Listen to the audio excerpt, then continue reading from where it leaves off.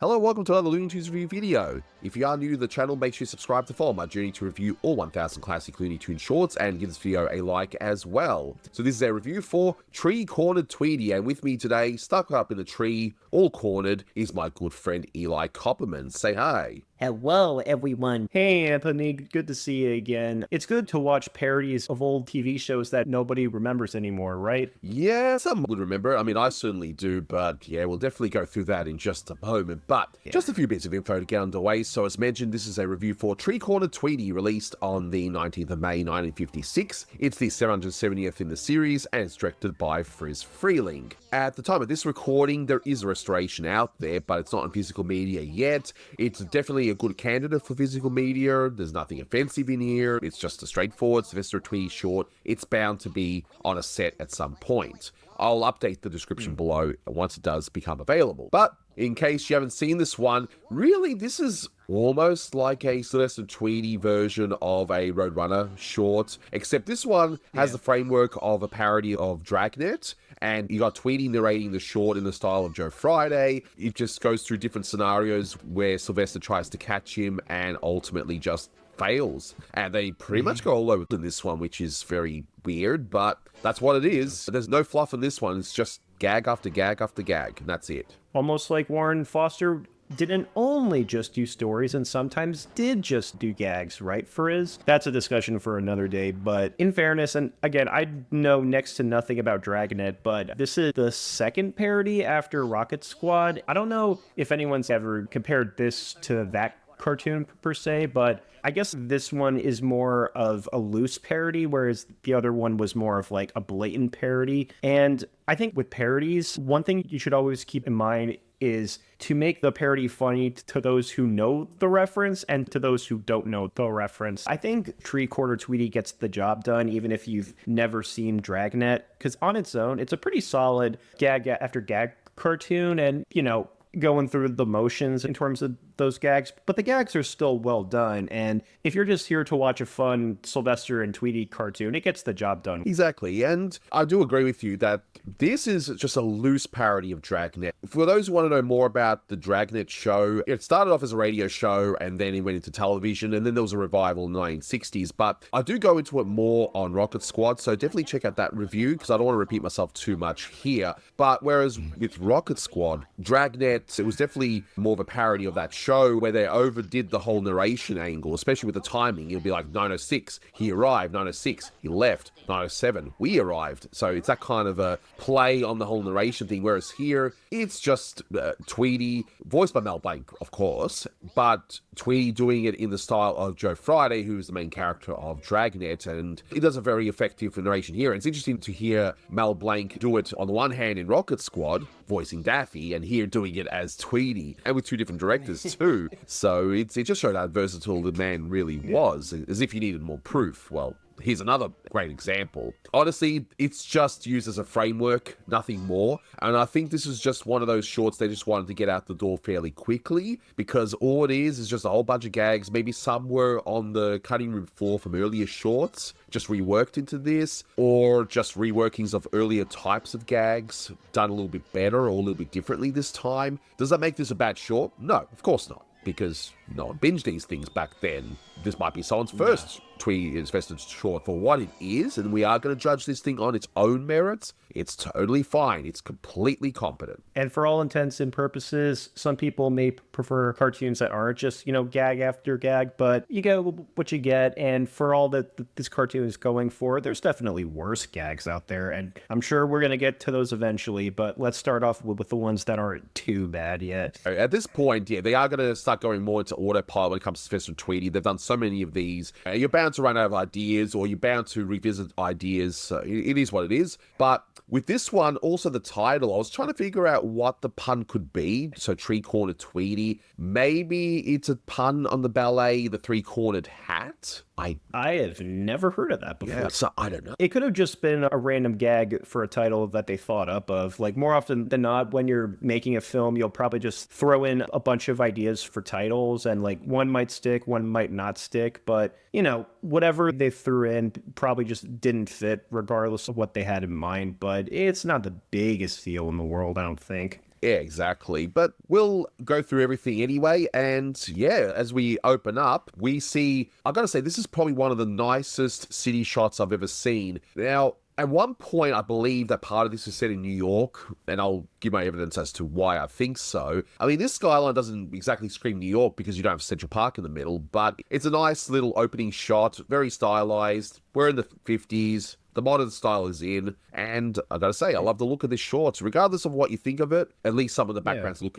beautiful, done by Irv Weiner. Oh, they're gorgeous. They definitely evoke I'm not going to say UPA inspired. That's what anyone back then or nowadays would probably say, but it's definitely got that flatter stylized look. I mean, given that the budgets were reducing a lot more and more by this time, you can see that the artists were trying to do something a bit more, I don't want to say abstract, but a little easier for them to work on to get this out on time, especially with the limited budget. But again, like much like a lot of these cartoons, if you told me that they were made on low budgets, I wouldn't have even thought otherwise, because I think it suits the style perfectly. And Friz was the master of doing less is more. And I think he's just realized, hey, why do certain things when you can do it cheaper and yet it's still just as effective? So you'll notice in a lot of the shorts by now, you'll see an explosion, you'll only see the aftermath, so you don't see anything in between. And that's fine, it works. And in this case, we just see a still shot of the city. We zoom in to see a whole bunch of cats as part of the narration, including a cat to the right,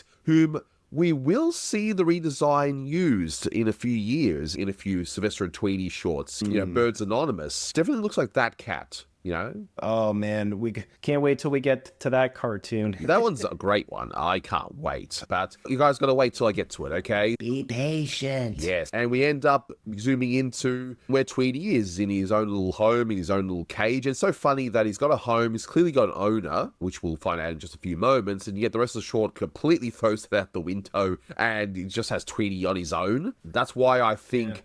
This was just a whole bunch of gags that were left on the cutting room floor, just repurposed in this, made into this world-spanning adventure, and they called it a day. If they wanted to like be a bit more consistent with all the random gags, perhaps it could have established Tweety be living in a tree, like in, I don't know, Battle Putty Tat or something like that, or Home Tweet Home. Like, just have them established as a wild bird rather than, you know, a domesticated bird. But at the end of the day, you're not here for consistency. You're here to have a good laugh. So, you know, minor gripe aside, it's a funny detail. Yeah, exactly. It's just an observation, nothing more. Well, if the comic book guy was watching this, he'd give it 0 out of 10 because of the inconsistencies, that kind of thing. But This is the city. 3 million people. 300,000 putty cats. That's where I come in. I'm a little bird. I live in a cage. My name? Tweety.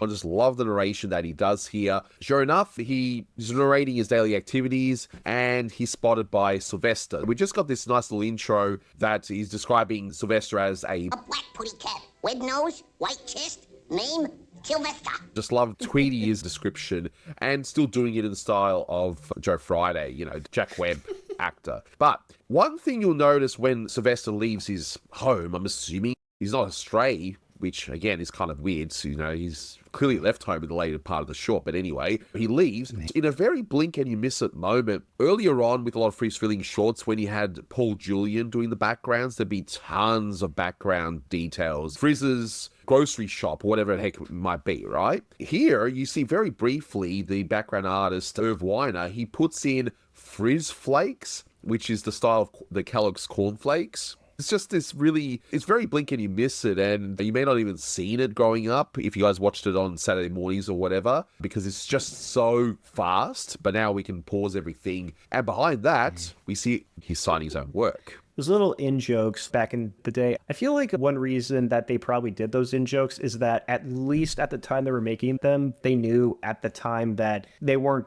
going to be shown past maybe at most 1 or 2 re-releases. So might as well just include jokes that no one's really going to notice at first glance. It's just for fun. I mean, I don't think they cared. I mean, Irv Weiner, he doesn't do too many of these things, but when he does, they're usually pretty funny. Like, he did a painting of like an old woman in one of them, and he put his signature as though he did that portrait instead of just the animation background. So he does stuff like that all the time. This is also yet another great example of Friz's timing. especially to the music. For those who don't know, he did his animation beats to musical bar sheets, and he did it perfectly to the music. And so you see Sylvester going up the stairs, and we see that he's hit and chased away by, I'm assuming again, that's Tweety's owner.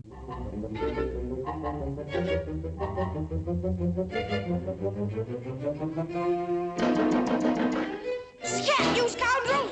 You alley cat!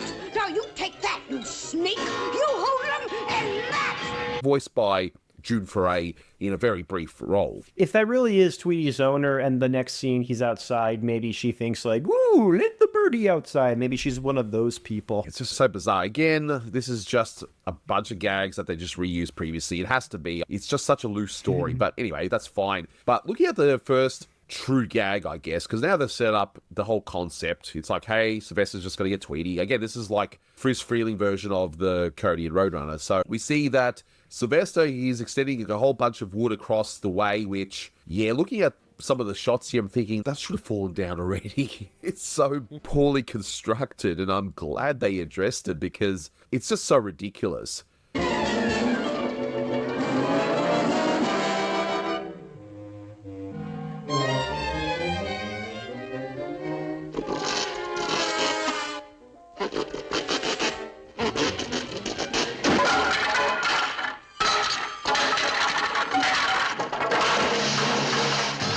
And in this case, Tweety has no bearing on that failure at all. Sylvester was so incompetent in this initial attempt. It's crazy. Is he really this stupid? And one thing you will notice as well, Sylvester does not talk at all in this entire short. It's one of the few times where he's totally mute. It's fine.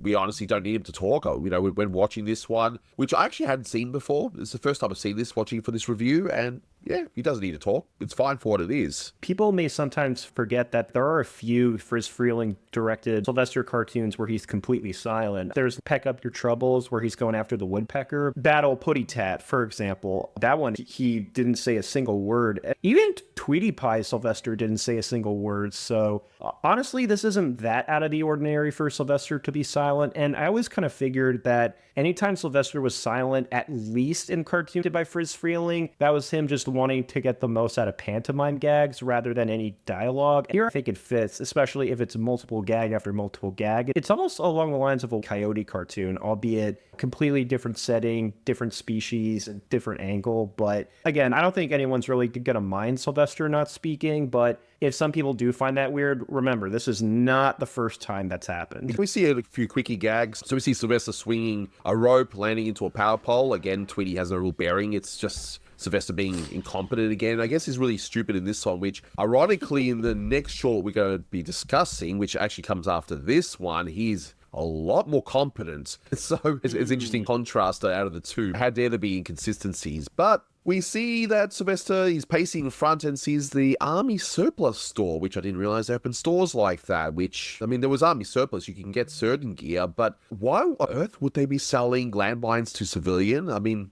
to be fair, it's only one to a customer, so, like, why would they be selling landmines like that? That's insane. First aid kits I get, and maybe body armor, maybe certain firearms or something, you know, for better or worse. At least that makes sense, but landmines? That's ridiculous. I mean, hey, he faced up against landmines and Speedy Gonzalez, so why not here, you know? Exactly, and you definitely put a pin on the landmines for a moment, because we will definitely come across that in a moment in a different way. But look at the animation of Sylvester with that giant box on his back. It's very brief, but I definitely took note of that, especially how it's timed to the music and just the way he waddles when he's carrying all that weight. It's a great bit of animation, even though it's only brief. But we see that in that heavy box was a pilot ejector seat. There were so many other things he could have gotten from the Army Surplus, maybe a sniper gun or something to try and shoot Tweety or whatever. He had all these other things that would make more sense. But no, he picks the pilot ejector seat. I mean, as an adult watching this one, I laughed a lot at that because, like, why this? Why? Also,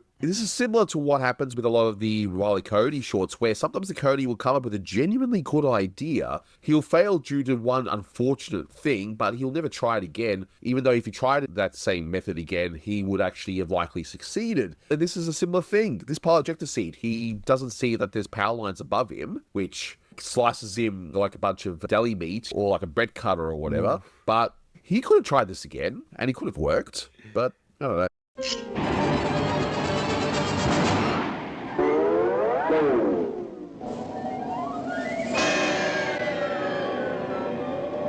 Unlike Wile E. Coyote, Sylvester doesn't like to tempt fate as much, so maybe as not so bright as he is in this cartoon, maybe his instincts just didn't want to go the extra mile, but what do I know? I'm not a cat. I mean, I got the personality of one, just, But anyway, but it's a great bit of animation as well, how he's rocketing up and then he ends up just slicing into all those pieces. And again, the whole thing is to do with less is more. It's an easy thing to do. But we cut to the next shot where, okay, everything has flown out the window, literally, because Tweety's out the window. You would think the whole short might just be Sylvester trying to get Tweety out of his home, but no, the rest of it's just, again, I think just unused gags for earlier shorts, and that's that. But we see a building where he's eating with the pigeons, as he's describing.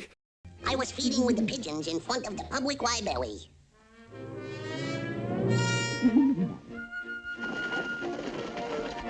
And you can see the line outside, so maybe this takes place in New York, because I know the New York Library has the lions in the front. It could. It's been a minute since I've been to New York, but having grown up in New Jersey, this architecture looks familiar enough. And if you're from New York, there's pigeons everywhere, no matter what. Obviously, it's clearly stylized, and maybe it's just a vague city where they just like the look of the New York thing. I don't know. It doesn't really matter where it takes place. It's a city, okay? But I just noticed that, and I think it was Ghostbusters that I learned that that's what the library looked like because of the beginning, But anyway, So there you are. So, shout out to my good friend Maddie, Mr. Ghostbusters himself. He's probably gonna have a tear in his eye going, "That's my boy. He knows his Ghostbusters," that kind of thing. But anyway, we see that Sylvester's looking over, and then we see the chase into an automat. So just a very brief thing about the automat for those who aren't aware, because it's actually been a while since an automat's been referenced in a short. The last one was in 1947 with the Bugs Bunny one, The Hair Grows in Manhattan. Coincidentally, also directed by Friz Freleng. Yeah. Different writers, different setup and payoff, but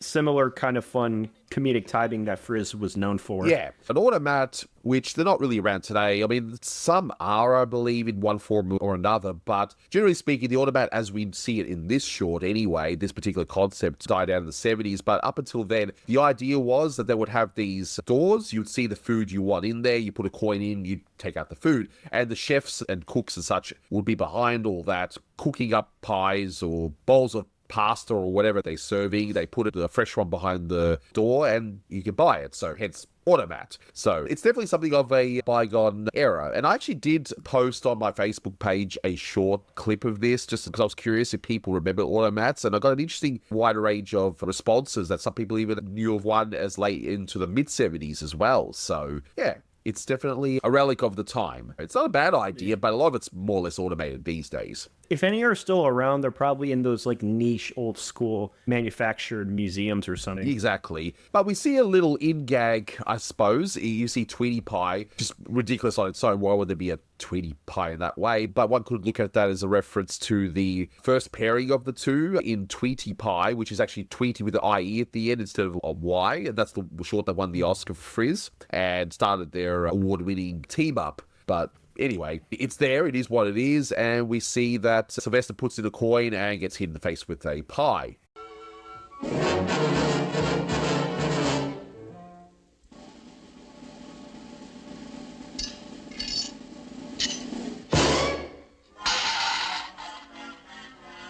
So, yeah, pretty much as expected, so there's that. So, next bit, we're in the snow, which, once again, why they're globetrotting all of a sudden? Well, anyway, we'll just go with it. But we do see a cage there, so maybe the owner's on holiday. So, could be. I don't know. The owner's on vacation in the Catskills. New York reference. And we see that Tweety saying, I'm going to go out and get food. I mean, what, isn't the owner feeding him? 15 p.m., the day after the big blizzard.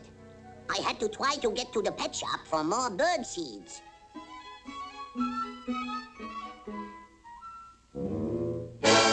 So we just see a very basic skiing gag where, Sylvester hitting something. We just see that he's covered by that tree stump and, the skis go down and that's that. But we see that the owner, assuming if the owner's still around, they're vacationing near an army base of some kind. Remember I was mentioning about the landmines earlier? Well, we get a nice gag here. I actually do like this gag. So Tweety's in the tree and Sylvester, again, pacing beautifully to the music. sees that there's a military supply depot. Gee, they're everywhere in this cartoon, aren't they, right? Yeah. How does that go down? Convenience. He sees that there is a metal detector and makes his way through to the tree. This is the only time this short where Tweety actually has direct influence on something going wrong for Sylvester, because up until this point, everything that's failed is due to Sylvester's negligence or just being stupid, of course. Here, Tweety happens to have a magnet and just throws the magnet to him, and we get all these landmines attaching to the magnet.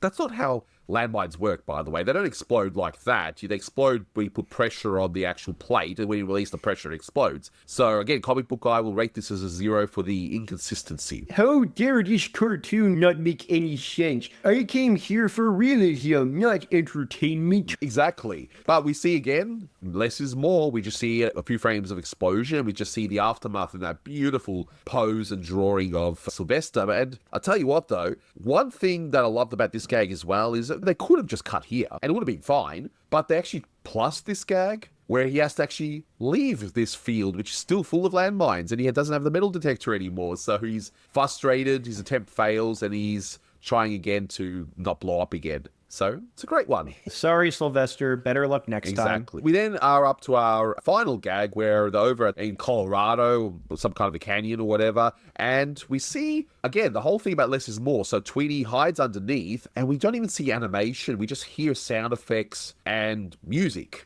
of Sylvester clearly getting something ready up above. So there's no animation of him getting tools together to cut a hole in this bridge. We just hear it, and it still works.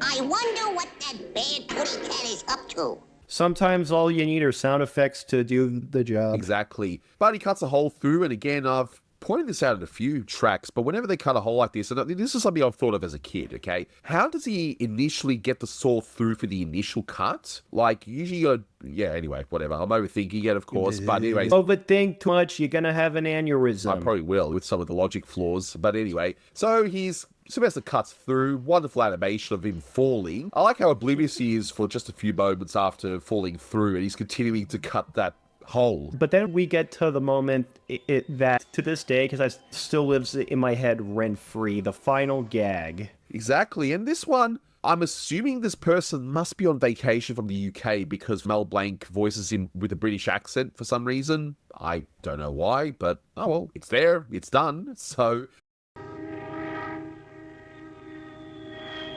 I thought I tore a puddy tat. You see that Sylvester falls through, presumably drowning, and of course, this British man says, I taught it to a puddy tat. He wasted his 9th life, and for what?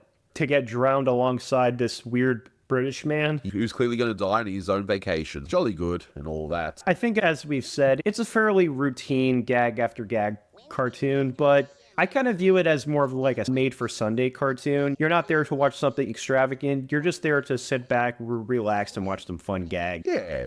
And as I've stated many times on these later reviews, I'm going to watch these things on their own merit and not compare to what comes before. I'm only going to compare things if I've seen the gag before, just for observational reasons. But entertainment-wise, this is fun. Yeah, it's Friz on autopilot, sure, but it's fine for what it is. 8 out of 10, I think, is a fair score. Yeah. If it's on, I'll watch it. I think I'd give it like a 7 out of 10 or so. It gets the job done well, and some gags might not be as tight as others, but overall, it's got a decent amount of variety, and you're definitely going to laugh at least once or twice. Hopefully, nobody decides to go out fishing for their vacation anytime soon, or else they'll just randomly drown from some cat falling and crashing into their boat. Just don't do fishing under a bridge, and you'll be right, I think. But that'll do it for this one. Thank you so much for watching, guys, and until next time, take care. That's all. Puddy tat.